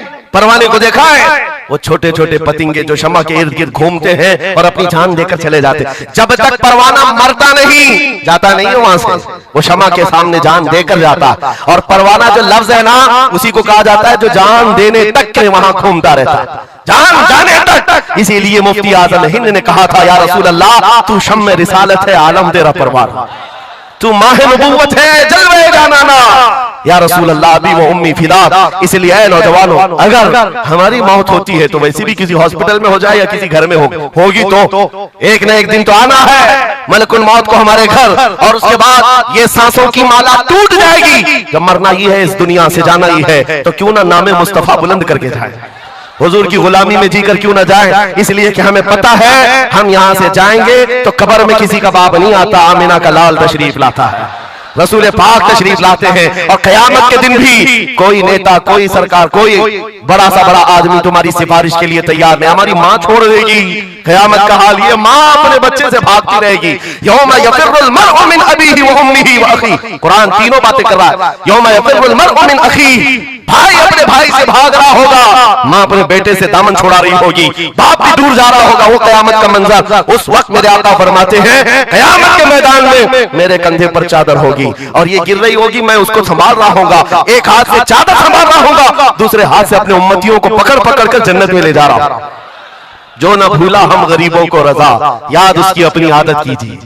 जो न भूला हम गरीबों को रजा, हम बात यूं ही नहीं करते, जिससे हमारा सामना होना है, जिसके दरबार में हमें पेश होना है। इसी को आला हज़रत ने क्या कहा, जब तुम्हें हुजूर के पास जाना ही है, सिफारिश उनकी करवानी ही है, उनके साथ जन्नत जाने की बात करते ही हो, तो फिर इधर उधर की बात क्यों? आज ले उनकी पनाह, आज ले उनकी पनाह, आज मदद मांग उनसे, कल न मानेंगे क़यामत में अगर मान गया। उन्हें जाना, उन्हें माना, न रखा गैर से काम, लिल्लाहिल हम्द, मैं दुनिया से मुसलमान गया। तो पूछते हैं अगला जमाना क्या होगा?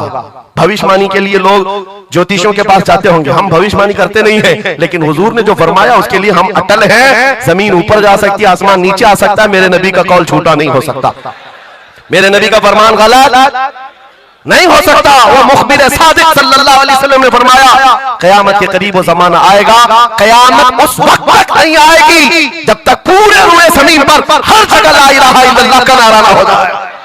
हर जगह होगा, और कुरान भी ये कहता है वलो करिहल काफिरून, अगरचे काफिरों को ये बात पसंद नहीं आती, वलो करिहल मुशरिकून, मुशरिकों को अगरचे ये बात पसंद नहीं आती हो, लेकिन ये होकर रहेगा, मेरा से होकर रहेगा। हर जगह से ला इलाहा इल्लल्लाह का नारा होगा, हर कोई साहिब ईमान होगा, वो इमाम मेहदी का दौर होगा, वो इमाम मेहदी का दौर होगा। हमारी ये बातें कुछ लोगों को कड़वी लगती है तो क्या करें, 1400 साल से कुरान हमें बता रहा है, और हम जो बात कर रहे हैं ये 100% यकीन के साथ कह रहे हैं, चिट्ठी वाले बाबा नहीं हम, हाँ माइंड प्रोग्रामिंग वाले, माइंड रीडिंग वाले नहीं हैं हम, रसूलुल्लाह की बातें तुम्हारे तक पहुंचाने वाले। तुम्हारी चिट्ठी गलत हो सकती है, मदीने की खबर कभी नहीं झूठी हो सकती, कभी नहीं। हालात अगर आज बिगड़े हैं तो कोई बात नहीं, कुछ देर की खामोशी है, फिर शोर आएगा। आज कुत्तों का वक्त है, कल हमारा दौर आएगा। यकीन है ना इंशाअल्लाह? यकीन है तो फिर आओ हुजूर के दरबार में, वहां पर हम पहुंच जाते हैं। लोग हमसे पूछते हैं कहां तक ले जाना चाहते हो? दुनिया बहुत आगे बढ़ गई है, आज पेट्रोल मिसाइल बन चुके हैं, लोग चांद पर जा चुके हैं और सूरज पर कमंदे डालकर उससे इलेक्ट्रिक हासिल कर रहे हैं, बहुत तरक्की हो चुकी है। मैं कहता हूं, मैं अपने जवानों को कहता हूं, हम बहुत आगे नहीं जाना चाहते, हम पीछे जाना चाहते हैं, पीछे जाना चाहते हैं। लोगों ने पूछा कहां तक जाना चाहते हैं? मैं अपनी कौम को वहां तक पीछे ले जाना चाहता हूं जहां से खालिद बिन वलीद की तलवार की झनकार सुनाई देने लगे, और पीछे जाओ इतना पीछे के हैदर कररार की गरजती हुई आवाज सुनाई देने लगे, और पीछे जाओ इतना के उमर इब्न खत्ताब की अदालत का मंजर नजर आने लग जाए, और पीछे जाओ इतना के सिद्दीक अकबर का हक को और उनका बयान सुनाई देने लग जाए। इतना पीछे चले जाओ कि मस्जिद नबवी में पहुंच जाओ, अपने कानों से रसूलुल्लाह की आवाज आने लग जाए।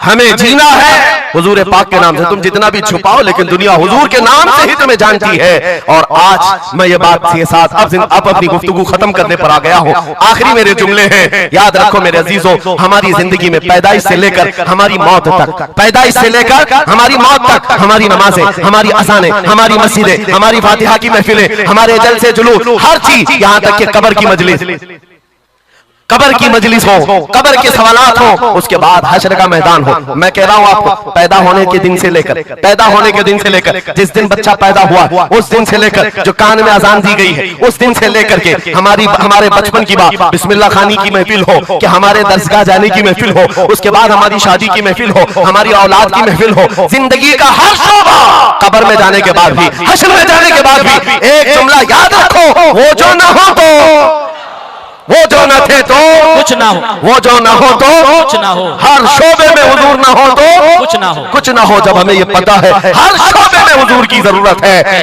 बुलाओ तुम अजाने पुकारो, क्या किसी अजान की कंप्लीट मुकम्मल होना हो सकता है हुजूर का नाम छोड़ करके? बिल्कुल नहीं। नबी पाक का नाम छोड़कर कोई नमाज नहीं है तुम्हारी हुजूर पाक पर सलाम भेजे बगैर, कोई नमाज नहीं, जिंदगी का कोई शोबा है ही नहीं। होना ये फूल तो बुलबुल का तरन्नुम भी ना हो, चमले दहर में कलियों का तबस्सुम भी ना हो, होना ये साकी तो मैं भी ना हो, खुम भी ना हो, बस में तौहीद दुनिया में ना हो, तुम भी ना हो। या रसूल अल्लाह, खीमा अफलाक का इस्तादा उसी नाम से है, नबज़ हस्ती तपश आमादा उसी नाम से है, दश्त में दामन कोहसार में मैदान में है, बहर में मौज की आगोश में तूफान में है, चीन के शहर मराकश के बयाबान में है, पोशीदा हर मुसलमान के ईमान में है। सुभान अल्लाह। उस नाम पाक को हर जगह पर पाओगे, इसलिए आओ वफादारी के साथ जीते, वफादारी के साथ जीते हैं, सौदा नहीं करेंगे इंशाअल्लाह। हालांकि इस तरह बह जाने के बाद कई लोगों का इम्तिहान आ चुका है। हाँ, कई लोगों का इम्तिहान है, सख्ता जिसकी उसकी बात करनी चाहिए। यूपी में तो हम जाकर देखते हैं गाड़ियों पर वहां झंडे हर 5 साल पे बदलते रहते थे। हाँ, जिसकी गवर्नमेंट है वो झंडे वही लगाते हैं। हम उस कौम की बात नहीं कर रहे हैं, किसी की जय विजय क्यों पुकारे, क्या गरज हमको, हमें काफी है सैयद अपना नारा, या रसूल अल्लाह, अपना नारा, या रसूल अल्लाह। बात मैं आपसे ये कह रहा हूं, जो मसलहत और हिकमत के इस दरिया में बह जाते हैं, नहीं, थोड़ा सा हमें भी पूजा पाठ भी कर लेनी चाहिए, थोड़ा हमें भी कशका लगा लेना चाहिए, कभी धोती भी पहन लेनी चाहिए, दिल रखना चाहिए। बिरादराने वतन है सारी बातें, ये सब बातें आज की इन सुलह कुल्लियों से जो आ रही, ये मुनाफिकीन से। मेरे आका सल्लल्लाहु तआला अलैहि वसल्लम के दरबार में मुशरिकीन आए थे, उन्होंने कहा था हम आपके साथ रहेंगे, बस शर्त इतनी है कि हमारे बुतों पर एक बार आप हाथ रख दो। हुजूर पाक ने फरमाया हाथ तो दूर की बात, नजर उठा के भी नहीं देखूंगा। और कुरान की पूरी सूरह नाजिल हुई, कुल या अय्युहल काफिरून ला अअबुदु मा तअबुदून। ऐ महबूब आप फरमा दे, ऐ काफिरों मैं उसकी इबादत नहीं करता जिसकी तुम करते हो, जिसकी तुम करते हो मैं उसकी इबादत नहीं करता। याद रखना मेरे अजीजों, अल्लाह रब्बुल इज्जत के बंदे हो, शिर्क तुम्हारे दिल के अंदर कभी नहीं आ सकता, कुफ्र कभी नहीं आ सकता। हालात के इन बहाव पर जो बह गया वो इम्तिहान में खत्म हो गया, वो चला गया, और जो जमा रहा चाहे जैसी भी बात होगी, लेकिन मैं अल्लाह को अकबर मानता हूं तो अकबर ही है, बेशक अल्लाह अकबर, अल्लाह अकबर। इस नारे में किसी को दिक्कत है? हाँ, आगे की कुछ बातें ये, मैंने कल ये एक बात कहा, तवज्जो, तारीख में जाओगे अगर, बाज लोग ये कहते हैं अरे सब हालात हो गए अभी खत्म हो गया, अब क्या करना है? एक जुमला मेरा नोट करके याद रखो, किसी मस्जिद में एक बुत रख देने से मस्जिद बुत कदा कभी नहीं बनती, मस्जिद बुत कदा कभी नहीं बनती। तारीख गवाह है, काबे के अंदर 360 रखे थे तब भी काबा काबा ही था, और मेरे आका सल्लल्लाहु अलैहि वसल्लम जब तशरीफ लाए काबे को हर तरह की बुराइयों और आलाइशों से पाक किया और शिर्क और कुफ्र से पाक किया। उस काबे मुकद्दसा को मेरा यकीन है मेरे आका का कोई गुलाम आएगा, कुफ्र और शिर्क से पाक करेगा और उम्मत मुहम्मदिया के हवाले करेगा। जहां से नाकूस बचते हैं इंशाअल्लाह आवाज आएगी अल्लाहु अकबर, अल्लाहु अकबर। नाउमीदी के साथ जीना यह हमारे लिए हराम है, हराम है। हम रसूलुल्लाह के दीन पर कायम हैं, तो हमारे पास किसी चीज की कमी हो तो फिर इधर उधर मुंह उठाएं। जिस दीन में अल्लाह ताला ने किसी बात की कमी नहीं रखी, उस कौम को यह ज़ेब नहीं देता कि वो दूसरी प्रॉपर्टी पर नजर करे। जरूरत नहीं है किस चीज की कमी है, किस चीज की कमी है, मौला तेरी गली में, उकबा तेरी गली में, दुनिया तेरी गली में। और फिर आला हज़रत की बात में बताता हूं, फिर के गली गली तबाह, ठोकरे सबकी खाई क्यों, दिल को जो अक्ल दे खुदा तेरी गली से जाए क्यों। हुजूर के दरबार में जो है इज्जतों के साथ, इज्जतों के साथ। लखनऊ से एक राफजी कुत्ता 2 साल पहले धर्म परिवर्तन करके निकला था, नाम भी बदल लिया था। टीवी मीडिया वालों ने बहुत हॉट सीट पर बिठाकर चर्चे किए थे, देखो मुसलमान छोड़ छोड़ करके आ रहे दीन इस्लाम, एक्स मुस्लिम एक भी मिल जाए बिठाया जाएगा ऊंची कुर्सी पर, बाकी एक्स जो दूसरे हैं उनको कोई नहीं पूछता। यहाँ दीन इस्लाम में रोज दाखिल होते, रोज दाखिल होते, इनको नहीं पूछा जाता कि फलां चीज छोड़ के इधर क्यों आए, नहीं, इस्लाम छोड़े हुए को हॉट सीट पर बिठाया जाएगा और पूछा जाएगा क्या बात थी, क्यों आए। ये तो सिर्फ और सिर्फ ये एक तौर पर लोगों के दरमियान टीआरपी हासिल करने का तरीका होता है मेरे अजीजों। बाकी उनकी पर्सनल जिंदगी को देखो, जो छोड़ करके गए थे 2 साल नहीं गुजरे कि वहां से भी किक मारकर निकाल दिए। धोबी का कुत्ता न घर का न घाट का, ना अपने घर का बन सका, ना अपने इख्तियार में जीते हैं। इश्क अगर जुर्म है तो फांसी की सजा दो मुझको। किफायत अली काफी को मुरादाबाद शहर के चौराहे पर लाकर फांसी पर लटकाया जा रहा था। जानते हो आखिरी ख्वाहिश पूछी गई, कोई ख्वाहिश है, बीवी बच्चों से मिलना, एक प्रॉपर्टी की जायदाद की वसीयत करनी है। किफायत अली काफी ने कहा जिसने उनको पैदा किया वो मुसब्बिबुल असबाब, उनका मालिक और मुख्तार है, वो उनके रिस्क का मुसब्बिबुल असबाब है। मुझसे पूछते हो आखिरी ख्वाहिश क्या है, तो बस मैं एक नाते रसूल पढ़ना चाहता, जाने से पहले ये कह करके जाऊंगा। और रकम हो गई तारीख में, ये बात पढ़ा था किफायत अली काफी ने, कोई गुल बाकी रहेगा न चमन रह जाएगा, पर रसूलुल्लाह का दीन हसन रह जाएगा। सब फना हो जाएंगे काफी वो, लेकिन हश्र तक नाम हजरत का जुबानों पर चलन रह जाएगा। सुभान अल्लाह, फांसी तो दे दी। जो बात मैं कहने जा रहा हूँ बड़ी तवज्जो से, 8 दिन तक जश्न मनाया था अंग्रेजों ने। यह 1857 की बात कर रहा हूँ। गदर जिसको कहते हैं अंग्रेज, 1947 की आजादी से तकरीबन 90 साल पहले ये अभियान शुरू हो चुका था, तहरीक शुरू हो चुकी थी 1857 की, जब किफायत अली काफी को फांसी दिया।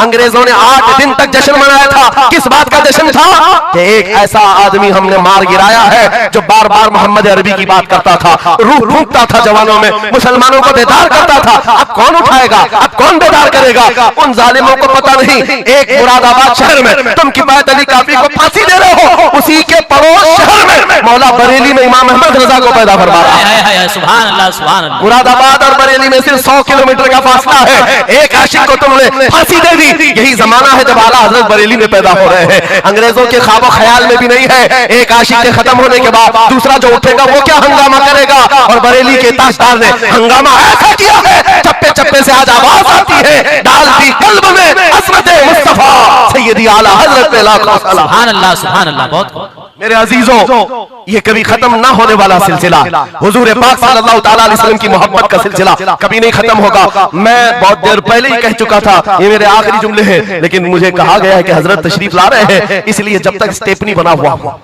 तब तक के लिए स्टेपनी है।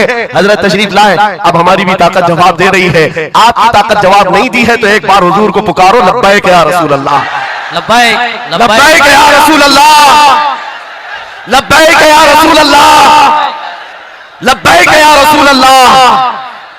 आओ हम अपनी गुफ्तगू का इख्तिताम इस बात पर करते हैं, या रसूल अल्लाह तेरे गुलामों का नक्शे कदम है राह खुदा, वो क्या बहक सके जो ये सुराग लेके चले। मुसलमानों, इस बात सख्त गिर लोग थे।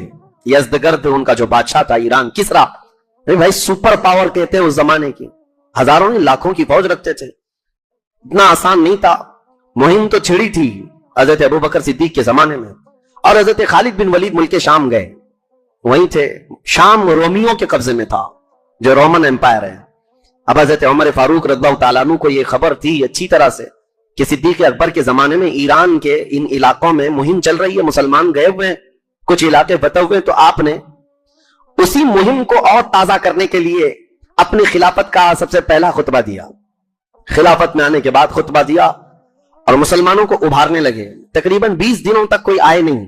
फिर उसके बाद जलाले फारूकी ऐसा था, आपके खुतबे ने ऐसा जोश भर दिया कि मदीना तैयबा और अतराफ के सारे मुसलमान जमा होने शुरू हो गए कि हम जाएंगे उस ईरान की ताकत को ताकत ताराज करेंगे। अब इस फौज को जब हजरत उमर फारूक ने जमा किया, अबू उबैद सक़फ़ी हैं, बनु सकीफ कबीले के सहाबी थे, इनकी सिपह सालारी में हजरत उमर फारूक रज़ियल्लाहु ताला अन्हु ने मदीना तैयबा से फौज रवाना की। और ये फौज निकली, फिर ईरान की उन सरहदों में दाखिल होने लगी। ईरान के यज़दगर्द को जब पता चला कि मुसलमान आ रहे हैं, तो चूंकि पहले ही जंगों में खालिद बिन वलीद ने उनके दांत खट्टे कर रखे थे, उन्हें पता था, तो अपना मशहूर और मारूफ पहलवान, जिसको आज भी दुनिया नाम से याद रखती है, रुस्तम पहलवान, ये ईरान का पहलवान है और उसकी पहलवानी के चर्चे पूरी दुनिया में थे। रुस्तम को तैयार किया और 20,000 की फौज देकर के यज़दगर्द ने भेज दिया मुसलमानों की इस फौज को रोकने के लिए। हजरत अबू उबैद सक़फ़ी ये बड़े जोश में निकले थे और इनके साथ जो सहाबा थे वो तकरीबन 2000 थे। 2000 इन सहाबा को लेकर के वो इराक में पहले दाखिल हुए। इराक के कुछ इलाके फतह करते हुए फुरात के आगे जा रहे थे, तो बहुत सारे लोगों ने मना किया था, उसके बावजूद हजरत अबू उबैद फुरात के उस पार गए। ईरानी उस वक्त जो लड़ते थे वो हाथियों पर बैठकर लड़ते और अरब जो है घोड़ों पर बैठकर लड़ते थे। घोड़ों का रिवाज था और उनके यहां हाथी पर बैठकर सवार होकर आते और उनके देव पेकर हाथी ऐसे थे कि जब वो मैदान में आए तो इनके घोड़े बिदक गए। बड़े बड़े जानवरों को देखकर, हाथियों को, तो मुसलमान पसपा हो गए, पीछे की तरफ हटने लगे। और इसी असना में ईरानियों के हाथियों के हमले से हजरत अबू उबैद उनके नरगे में आ गए और एक हाथी ने अपने सूंड में दबाकर अपने पैर में उनको कुचल दिया, वो शहीद हुए। तो ये मुसलमानों की पसपाई हुई। हजरत उमर फारूक रज़ियल्लाहु ताला अन्हु को खबर मिली तो इसका बड़ा कल्क हुआ। तकरीबन 700 या 800 के करीब मुसलमान वहां शहीद हुए। और दरियाए फुरात है इराक में और दरियाए दजला है। अब इन हालात के चलते हुए जंगें कसरत से चल रही हैं। फिर हजरत साद इब्न अबी वक्कास रज़ियल्लाहु ताला अन्हु को अमीर मुकर्रर करके सिपह सालार बनाकर हजरत उमर फारूक रज़ियल्लाहु ताला अन्हु ने 20,000 का लश्कर तैयार किया। यह मुसलमानों का बड़ा लश्कर था, जिसमें बदरी सहाबा थे, उहद के सहाबा थे, फतेह मक्का के सहाबा थे, ये अजीम सहाबा और शहजादे सहाबा के जितने थे सब शामिल थे। और इसमें इतना जोश था कि खुद हजरत उमर फारूक दौड़े दौड़े इस जंग में आना चाहते थे।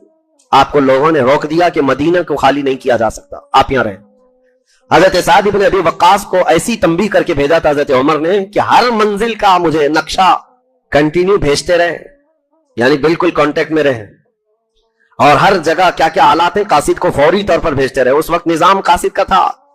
तो हजरत उमर को इराक के चप्पे चप्पे का इल्म था। आपने जंगी तरतीब ऐसी दी हजरत साद इब्न अबी वक्कास को भेजकर, ये वही फौज है मेरे अजीजों तारीख की, जो इराक की सरजमीन पर उतरी और ईरानियों के मुकाबले में आई। तो ईरानियों ने मेहरान और जाज़वे नाम के 2 बड़े सिपह सालारों को भेजा था, तकरीबन 1 लाख की फौज देकर। और ये है जंगे कादसिया, जो मशहूर है जंगों में।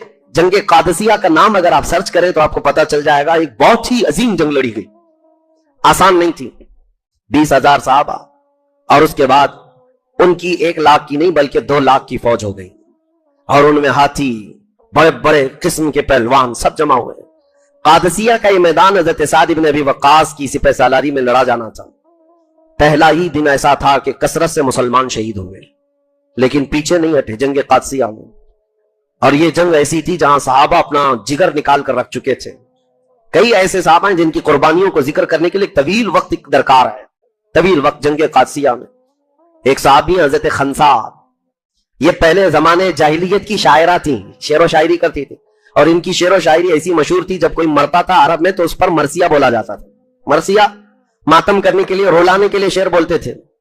तो ये खंसा इस बात में मशहूर थी, जब इनके भाई का इंतकाल हुआ था और एक बार बाप का इंतकाल हुआ था, तो अपने भाई और बाप के इंतकाल के वक्त जो इन्होंने मरसिये पढ़े थे, अरब लोग 2 साल तक सुनकर रोते थे। उन्होंने 2 साल तक रुलाया है, नए नए शेर बोल बोल करके लोगों को रुलाया, जैसे आज मातम की मजलिसों में रुलाया जाता है। तो उस वक्त ये मातम का रिवाज था, नोहा करती थी औरतें, और अरब की जाहिलियत में मरने पर इस तरह के मरसिये पढ़े जाते थे। ये वो खंसा है जो जमाने जाहिलियत की मशहूर शायरा। अल्लाह अकबर, दीन इस्लाम जब किसी के सीने में दाखिल होता है तो तब्दीली कैसे आती है। ये वही खंसा है जंग कादसिया के लिए जब मदीने में सहाबा जमा हो रहे थे, ये खातून दौड़ी दौड़ी हजरत उमर के पास आई और कहा, मेरे 4 बेटे, मैं चारों को भेजना चाहती हूं। 4 लड़के। लोगों ने तो ये देखा हजरत खंसा साहबियां ईमान ला चुकी हैं, 4 जवान बेटों का हाथ पकड़ करके जंग में ले आई थी। अब ये मरसिये के शेर नहीं पढ़ती थी, गम के अशार नहीं पढ़ती थी, बल्कि जब मुजाहिदीन मैदान में उतरते थे उनको जोश दिलाने के ऐसे अशार पढ़ती कि कोई पीछे मुड़ना भी पसंद नहीं करता था। औरत बोल रही है, औरत के शेर व शायरी है, तो अपने बेटों को अपने अशार से ऐसा मजबूत करके मैदान में उतारी थी। कहां है वो माएं आज बच्चों के लिए खौफजदा होती हैं? कहां वो मां है जो 4 जवान बेटों को मैदान में उतार कर फिर पीछे खड़ी होकर शेर व शायरी भी कर रही है, सिर्फ इस बात पर कि तुम दुनिया की उस अजीम कौम से वाबस्ता हो जिसका अमीर मोहम्मद रसूलुल्लाह है, जिसके रसूल मोहम्मद रसूलुल्लाह है। वो अशार में ऐसी बातें कहती। इत्तेफाक ऐसा है कि उस जंगे कादसिया में हजरत खंसा के 4 बेटे शहीद हुए। 4 बेटे एक साथ इंतकाल किए हैं। तो अरब में ये बात फैल गई कि खंसा अब कैसे मरसिया पड़ेगी। भाई की मौत पर तो 2 साल रुलाया, बाप की मौत पर तो 2 साल रुलाया, 4 बेटे मर गए, अब क्या पढ़ेगी और कितना रुलाएगी। लोगों ने आकर कहा, अब कौन से मरसिये पढ़ोगी? हजरत खंसा ने कहा, 4 बेटों की मौत पर अब मैं ये पढ़ूंगी, इन्ना लिल्लाहि व इन्ना इलैहि राजिऊन। बस हम अल्लाह के लिए हैं और अल्लाह ही की तरफ लौटने वाले हैं। इस्लाम पूरा दिल बदल देता है, जमाने जाहिलियत के सारे काम बदल जाते हैं। ये आज कैसी बात है कि इस्लाम में पैदा हुए, इस्लाम में बड़े हो, लेकिन जाहिलियत के अफआल और किरदार आज भी तुम्हारे अंदर पाए जाते हैं। कुछ हिंदुओं के, कुछ क्रिश्चियनों के, कुछ पता नहीं कहां कहां के। तुम्हारे घरों में ये सब रसूमात घर करने लग गए। वो ऐसे थे कि दीन में आने के बाद पुरानी सारी चीजें ऐसे निकाल देते थे, तब्दीली आती थी। जंग कादसिया है, जंग कादसिया में साद इब्न अबी वक्कास ने बड़ी जवां मर्दी के साथ सिपह सालारी का हक अदा किया और इसमें बहुत सारे सहाबा शहीद हुए। ये 3 दिन तक चली जंग और उसके बाद हजरत अस्मा की यहां पर वो कारकर्दगी बयान के काबिल है। हजरत अस्मा ये सिद्दीक अकबर की बेटी, इन्होंने देखा यहां पर हजरत अस्मा रदी अल्लाह ताला अन्हा की ये कारकर्दगी बयान की जाती है, वो जंग कादसिया में हो कि जंग यरमौक में हो। लेकिन बहरहाल मैं बीच में ये सहाबा के साथ उन सहाबियात की कारकर्दगी बताता हूं कि वो सब औरतों के खीमों में आई और कहा, ऐ औरतों जमा हो जाओ, क्या चाहती हूं? हमारे पास 2 ही रास्ते हैं। अगर हमारे मर्द जितने हैं शहीद हो गए, अगर ये मारे गए, तो हमारे पास 2 ही रास्ते, या तो दुश्मन कौम की बांदी बन जाएंगे हम, वो गुलाम बनाकर हमें ले जाएंगे, कनीज बनाकर कुफ्फार और मुशरिकीन के हाथों में बांदी बन करके रहना पड़ेगा, या अगर बच करके वापस भी जाओगी तो बेवा बन करके रहना पड़ेगा। 2 में से एक चीज है तुम्हारे पास। औरतों ने पूछा क्या करना है? कहा उठो और अपने जवानों को जोश दिलाओ। तो उनके जो खीमे लगते थे, झोपड़ियां होती थी, 4-4 लकड़ियां गाड़ करके उस पर पर्दा डालकर खीमे बनाए जाते थे। हजरत अस्मा ने कहा 4 औरतें खीमे की 4 चोब लकड़ियां उठाएं और दौड़ पड़े। तो औरतें वो खीमा उखाड़ करके मैदान में दौड़ती थी। शाम का वक्त था और ये जो लश्कर मुकाबिल में था ये देख करके घबरा गया। उन्होंने कहा कि ना इसमें इंसान नजर आता है, ना कोई फौजी है, ये तो झोपड़ियां खुद ही चलती आ रही हैं। ये घर चलते हुए आ रहे हैं हमारी तरफ। ऐसी भगदड़ मची थी उनके अंदर कि वो आपस में एक दूसरे के ऊपर गिरते पड़ते थे, पता नहीं उनके जानवर कितने उनको कुचल गए हैं। इनके इस किरदार पर मुसलमानों को फतेह अजीम हासिल हुई थी। जंग कादसिया के बाद ईरान में ऐसी बात फैल गई कि अब ईरानियों की ताकत खत्म होने लगी। मेरे अजीजों, एक एक जंग में 10-10 हजार ईरानी मारे गए हैं। ये मामूली बात नहीं थी उस वक्त। उनके दौर में कभी 2000 कभी 10,000 मुकाबले में होते रहे। अब उसके बाद मुसलमानों का ये जब गफीर साद इब्न अबी वक्कास के साथ दरियाए दजला पर आया। अब तारीख की वो अहम बात मैं अर्ज करने जा रहा हूं, दौरे फारूकी की। ये इराक पूरा फतह कर चुके थे, अब ईरान की सरहद के अंदर दाखिल होना था। अब बचा कचा ईरान, जो पर्शियन एम्पायर है, उन्होंने अपने ईरान को संभाल रखा था। दूर दूर सरहदें फैली थी, मुसलमान चलते चलते सरहदों में अंदर आ गए थे। जो आज का ईरान है, इतना ईरान बचा उनके हाथों में बचा था। अरे बादशाह के लिए कुछ तो छोड़ो। अब ईरानी बादशाह उन्हें दरियाओं के किनारे पूरी फौज लगा रखी थी कि मुसलमान कहीं से पार होकर के इस सरहद के अंदर ना आ जाएं, और दरिया दजला के ऊपर जितने पुल बने थे, ब्रिज, सब तोड़ डाले कि दरिया उबूर करके पार करके कोई आ ना सके, क्रॉस ना कर सके। लेकिन सहाबा का जोश और जुनून ऐसा था कि वो कहीं को रुकने वाले नहीं थे। इसी को अल्लामा इकबाल ने कहा है, थमता ना था किसी से सैले रवां हमारा।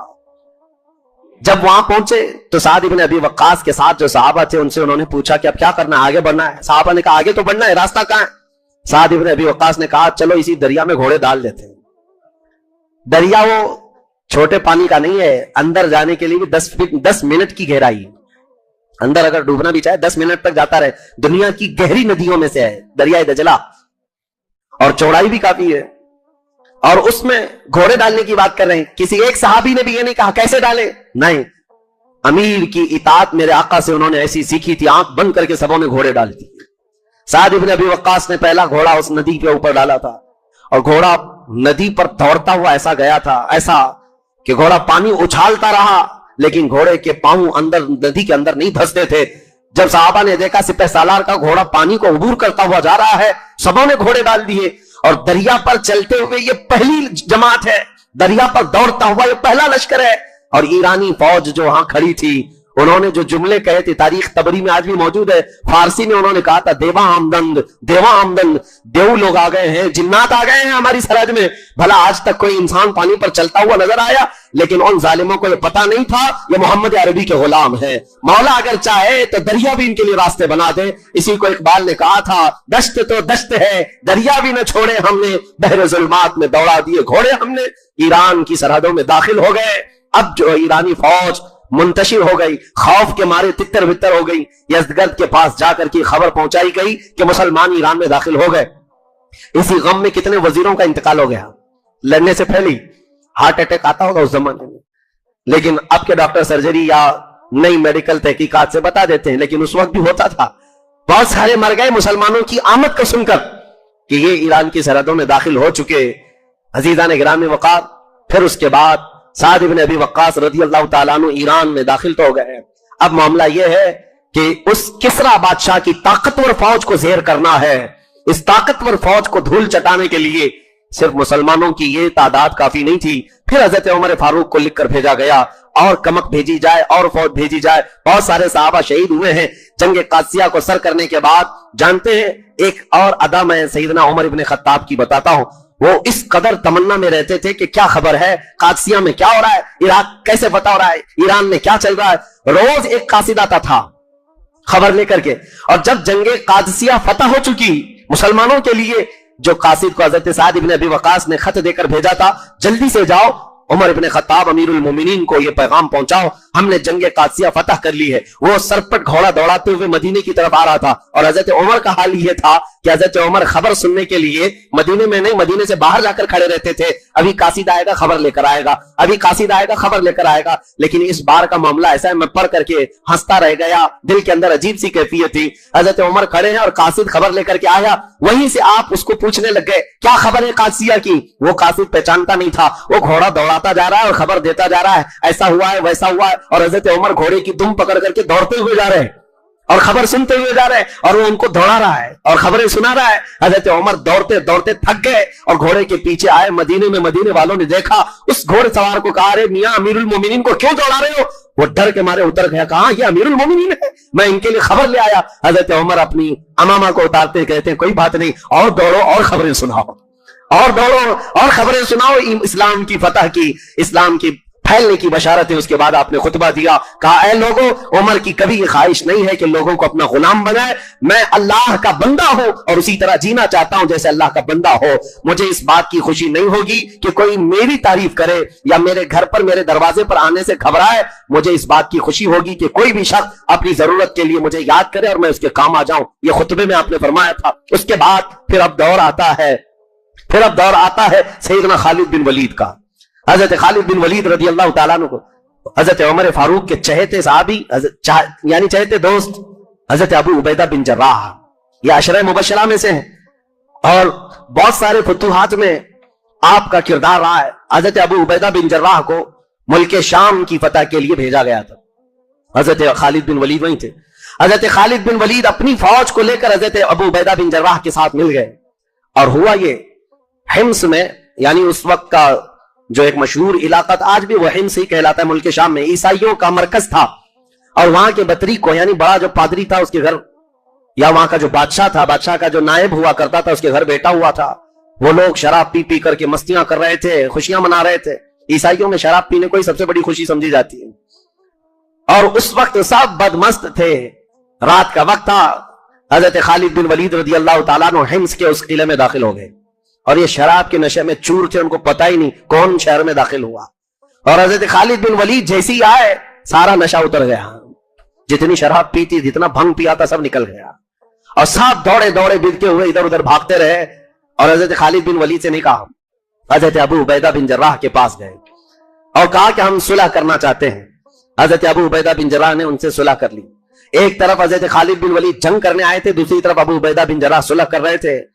और इसी असना में दिमश्क, जो आज भी राजधानी है मुल्क शाम की, हजरत खालिद बिन वलीद का सिर्फ चल करके आना था, जंग करना नहीं था, उनको सुलह पर मजबूर कर दिया। सिर्फ चल करके आए थे और उसके बाद हजरत अबू उबैदा बिन जर्राह ने सुलह कर ली। तो मुल्क शाम का ये दिमश्क इलाका सबसे पहले इस्लाम में आया। ये रोमन एम्पायर को अब छेड़ दिया था। उस वक्त के सुपर पावर, दूसरी सुपर पावर ताकत रोमा को छेड़ दिया और दिमश्क को हासिल कर लिया। सैयदना खालिद बिन वलीद की एक अदा बड़ी पसंद आती है। एक और इलाका ईसाइयों का था, हिम्स के बाद, वहां आप अपनी जवान लश्करियों को लेकर पहुंचे थे, फौजियों को। ईसाई बड़े मक्कार उस वक्त भी हीले करते थे और किसी न किसी तरह हरबे से गुमराह करने की कोशिश करते।